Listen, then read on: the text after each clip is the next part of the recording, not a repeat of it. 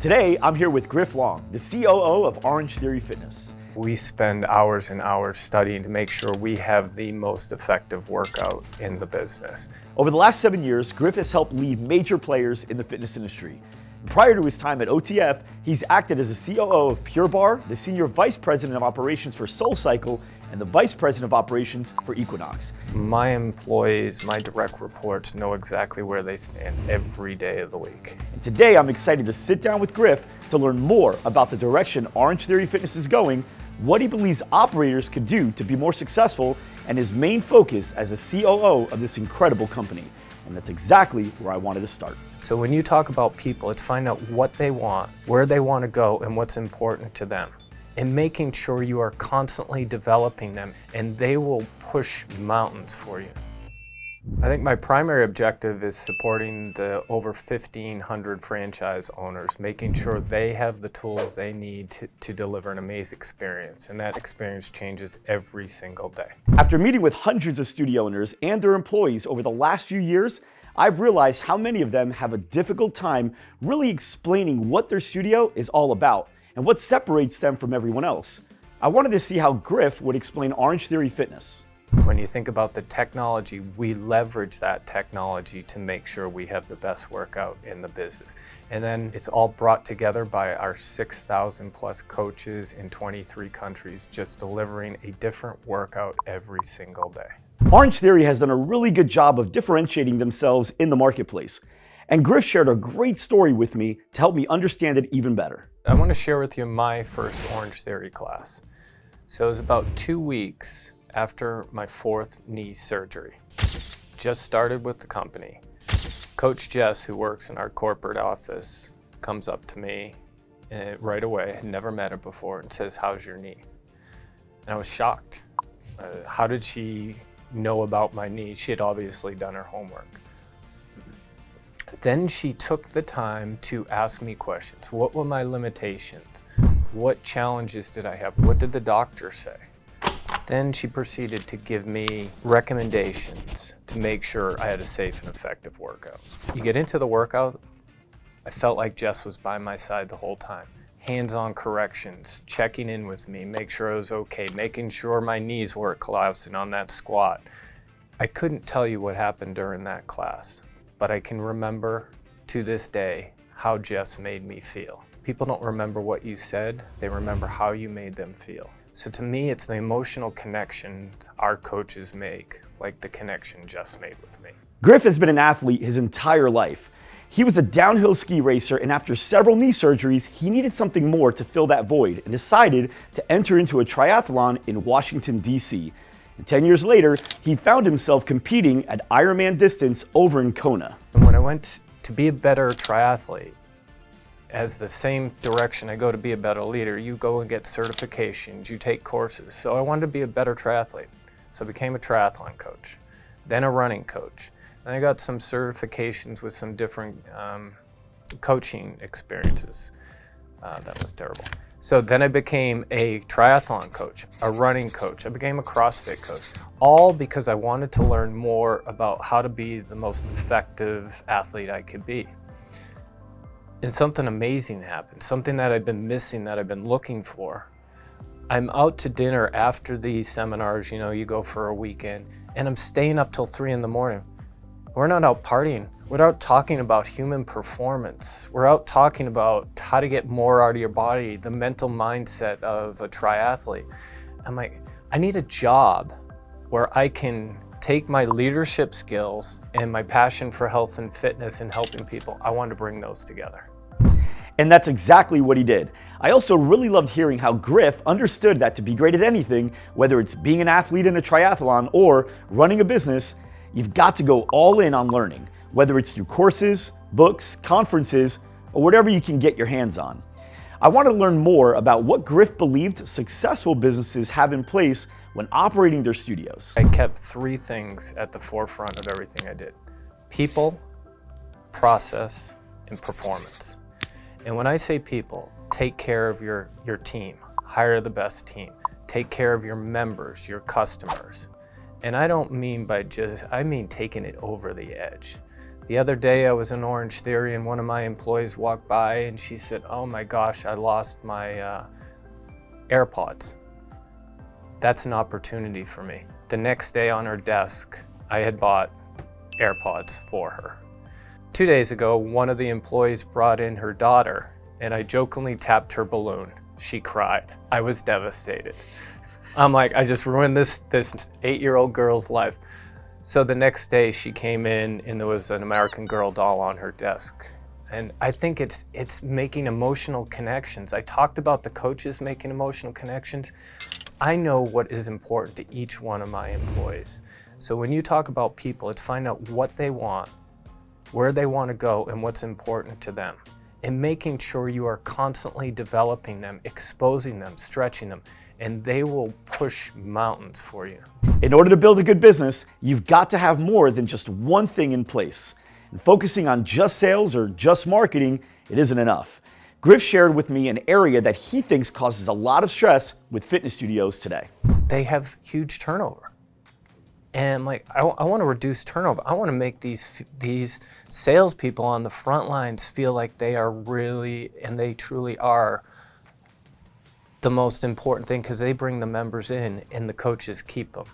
So you got to have the right people excited about their job, know their why, create roadmaps for their career. Make sure they have development plans. Every one of my employees has a personalized development plan that we sit down individually and talk about. Every person on my team can schedule a 30-minute meeting with me for a development call. And that's something I think that a lot of people take for granted. This is something I haven't seen many studios focus on. They have good strategies on how to get their members to their personal goals, but not really how to help their employees get to theirs. So how does Griff do this? When I started at Orangetheory, Aloysia was a marketing associate. She worked in the corporate office supporting marketing.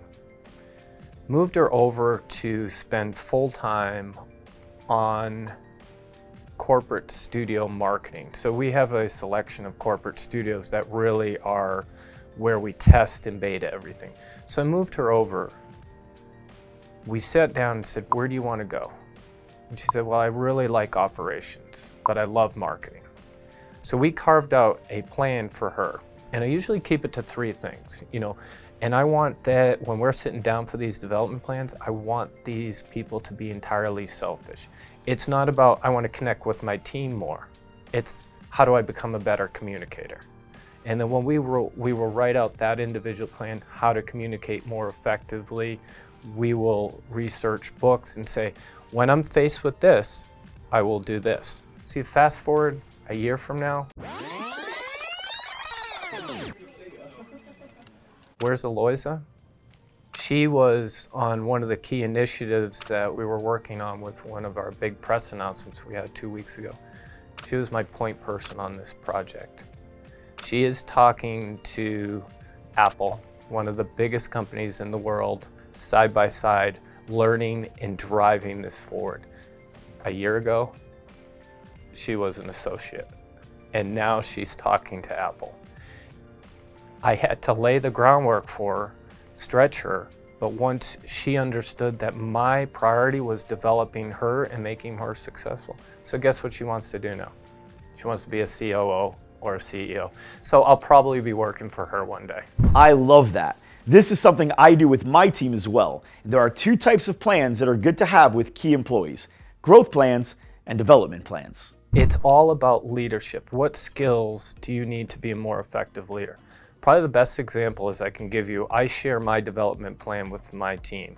So I will sit down with my team and I will ask them red, yellow, green question, which I call the traffic light. What do you want me to keep doing, which is green? Yellow, what do you want me to think about? And red, what do you want me to stop doing? So based on that information from all my employees, anybody who has interaction, I sit down and say, okay, and this was about 8 years ago. I went down and I said, I need to empower and trust my team more. And what does that mean? Because I actually got feedback. I was like, what do you mean? My team, when I have a problem, they come to me and I solve it. And it was an epiphany right there. I was doing the work for them. they wanted to be stretched. So what I did is say, I'm going to empower and trust my team. So when my team, and my part of my plan was, when a teammate comes to me with a question, I will ask them a question rather than solve the problem. And here's the things that morphed over in this one employee, Eilish Fido, who's worked for me in 2 different companies. She said, I hate this new Griff. Can you just give me the answer? And I said, no, I'm practicing. We had fun with it. But here's what morphed. She started coming to me originally with problem, and I would give her the solution. As she evolved, she came to me with the problem and said, I'm recommending these 3 solutions. What do you think? The next step, I recommend, have this problem. I looked at these 3 solutions to this, and I'm recommending this. And then the Holy Grail. Griff, we had this problem. I looked at 3 solutions. I implemented this. It's done. They're evolving as employees. They're growing as leaders. So everything when I talk about their development plan is not about goals for the year. It's about personal growth. It could be taking them to seminars. It could be putting them in uncomfortable positions, such as doing public speaking. If you're not a good public speaker and you want to be a public speaker, great. I'm going to put you in that position. I 100% agree with Griff's leadership style, and it's one that I've been coached and mentored to use in my business as well. It has absolutely helped transform the results my employees produce, but more importantly, without needing me to give them the answers or sometimes even get involved. This goes from your studio manager to front desk and your coaches. Coaches, the players on your team that lead the energy in each class experience, something Orangetheory has done extremely well. Let's hear what Griff looks for in an ideal coach for his studios. The first thing I look for is the it factor. And when I mean the it factor, you can't describe it, right? How do they engage people? How do they perform in a social setting? In the interview, I want to see somebody who is not over the top pounding their chest, but very engaging. And you can ask certain questions that can help you identify those things. So I'm looking for somebody that has a passion for what they do. And then we put them through a mic audition to see how they sound on a mic. Then we put them through our Orangetheory week-long training program where they will get feedback constantly and see how coachable they are. So they got to be coachable, they got to be humble, they got to be very vulnerable during this process. And the first thing I did when I got to Orangetheory is I went through the OTF coaches training, and I could tell you that there are very high expectations for these coaches, and what you have to learn in a week is exhausting. You're going 8 hours a day on the mic practicing, learning Orangetheory lingo, and then all of a sudden you have to go and do 4 hours of homework. So it was like I was back in college doing final exams. The amount of training that Orangetheory provides for their people and requires them to go through is truly inspiring. It's no wonder they scaled so quickly and have become easily recognized in the marketplace. But regardless of great training, every once in a while you'll find yourself an employee that doesn't seem to fit the mold as well as you expected. Griff shared with me his thoughts on overcoming this very common obstacle. The first thing I do in that case is I'm looking in the mirror. Have I done everything possible to inspire this employee or coach or teammate? What could I have done differently? It's easy for me, and it was an epiphany I had about 10 years ago, is, you can go out there and point fingers when something goes wrong, and you can really create a toxic work environment when you spread this gossip, or did you see what this person did? But the way I operate in Orangetheory, if something goes wrong, I find a way to blame myself, and then I can take ownership and corrective action. So even in the case of an employee who is not performing, have I exhausted everything? And then I ask myself the questions: is the employee coachable? And if they're not, are they a good teammate? And if they're not, that's when you make the tough decisions. These tough decisions are not only tough because people just really aren't comfortable making them or firing an employee.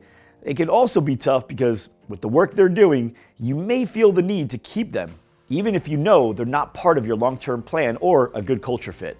I asked Griff how he handles situations like this. Now, I faced this throughout my career, and even some of the managers that have worked for me. short-staffed. I've heard it in every company, from rental car to anything. If you have somebody that is a cancer in your operation, you've got to get them out at all costs. And I would rather come in and work the front desk myself than have somebody that is toxifying that culture. So the analogy I give to my teammates, if that person walked in and quit tomorrow, what would you do? They go, well, we'd have to do A, B, and C. So you're gonna let them sit around and continue to toxify your environment, or you have to. It goes back to hire slowly, fire fast. Once you've made that decision, exhausted all possibilities, and there's nowhere to go, you gotta get them out there quickly. And I don't care if it's your #1 trainer in a big box gym, it just needs to happen quickly. This is the same advice one of my business coaches, Cameron Harold, gave me on the GSD show earlier this season. The data says the cost of the wrong person is 15 times their annual salary. If you haven't watched it, I definitely suggest going back, as Cameron has really helped me develop as a business owner.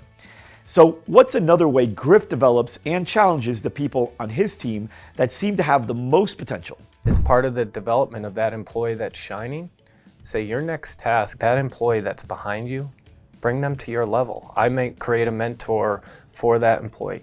Bring them up to your level. And that's a real challenge and development opportunity for somebody who's young or new in a position. Now that you've shined on your own, let me see what you do when you have to impact somebody else's performance. Because as the one thing I've learned through my years, the higher you move up the company, the less important it is how good I am at my job and how much more it's important that my team be good at their job. So I focus on their development and leveraging them and make sure they can manage groups of people. Otherwise, I manage them all on my own. Training is not just about reading books or watching videos. The best training is hands-on. I believe it, and Griff seems to believe it too. We role play every scenario we can come up with. We're gonna have a difficult conversation with the franchise owner. All right, let's role play it. So we rehearse, and I think that's a form of training because it makes them stronger.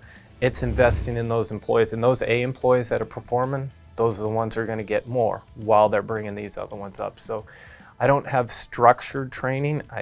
We do annual reviews like most companies, but my employees, my direct reports know exactly where they stand every day of the week. Not every person is excited or even comfortable role-playing, and getting out of your comfort zone is important to your development as a person on the team.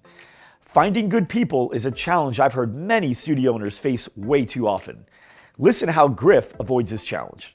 I would rather pay somebody, if it's a management position, $10,000 more than the local market rate, so you can lean on this person to get more done.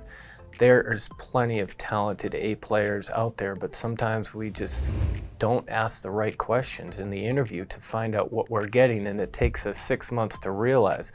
So for me, it's asking better questions during the interview. I do a lot of role playing during the interview.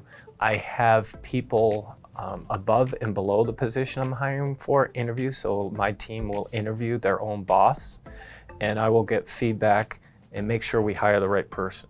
I'm going to pay a little more in certain positions if I know this person can do it, especially at the studio level.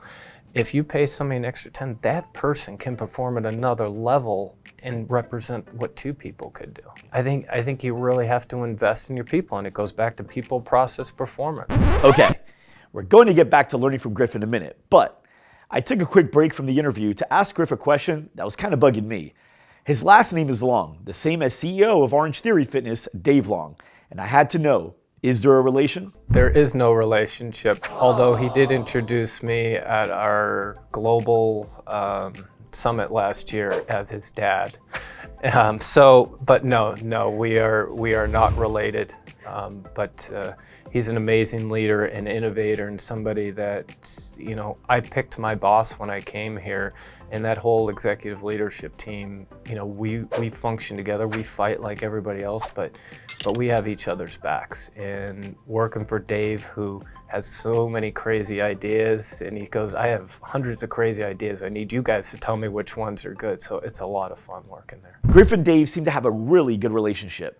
So I asked Griff what he believes is important when strengthening the relationship of a CEO and a COO of an organization like this. I teach my team this all the time.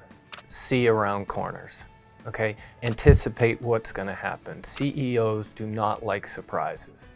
So before, and yes, surprises come up, but you gotta be the first one to get on those front lines. So it starts with seeing around corners.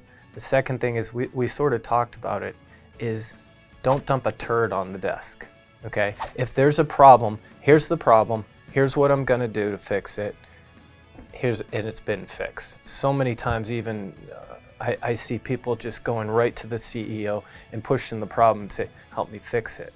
And CEOs, I want Dave out spreading the Orangetheory story. I want him out meeting with tech executives and other executives, thinking about partnerships. I don't need him solving problems. My job is to keep those problems off the desk. Most importantly though, I gotta be his first phone call. Something happens where our systems goes down, okay? Dave's gonna know immediately that the systems went down. It may be from our head of technology, it may be from me, but we're gonna get him to him. Dave, we're gonna update you on when it's back up. Because what you don't want is him to find out that the systems were down for 14 hours and he didn't know about it, and the franchisees and members start blowing him up on social media, especially in this day and age where members, customers can connect with high-level executives before you can even get a report on it. So it's seeing around corners. Anticipating is my number one thing, and making sure you have problem solution. So I actually had this meeting with Griff back in December in 2019, a time when Orangetheory released some really big news for their franchise. And I thought it was really cool and wanted Griff to tell me more about it. So listen to this. We're closing in on close to 1 billion impressions on the tech announcement we made, and there were 4 key components to that.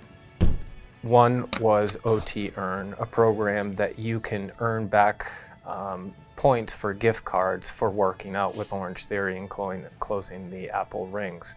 The second was our new link that allows the Apple Watch to communicate directly with our proprietary in-studio heart rate system.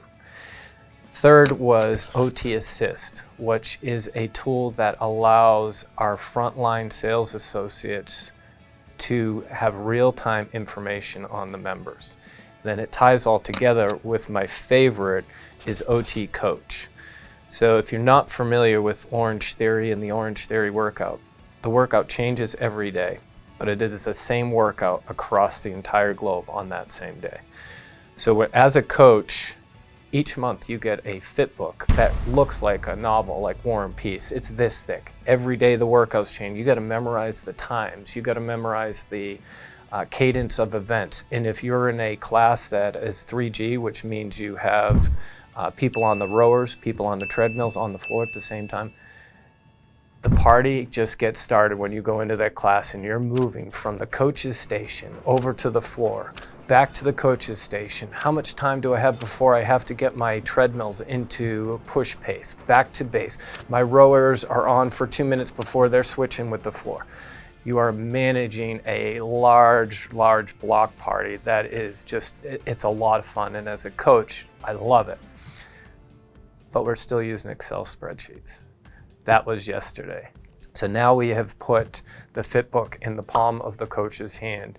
And with the accompany app for the watch, on the Apple Watch, they can coach their entire class from their watch and their phone. I have demoed this to the coaches and they are gangbusters. When can I have it? When can I have it? And we have it launched in certain studios. But here's the coolest thing. I started this podcast with talking about making emotional connections. So I've estimated that this will save each coach 10% of their time. So not a big deal, right, over the course of a class. On an annual basis, across all our studios, that's 7.2 million hours of additional opportunity for our coaches to engage with members, correct form, make sure they're safe, and inspire them to more effective workouts.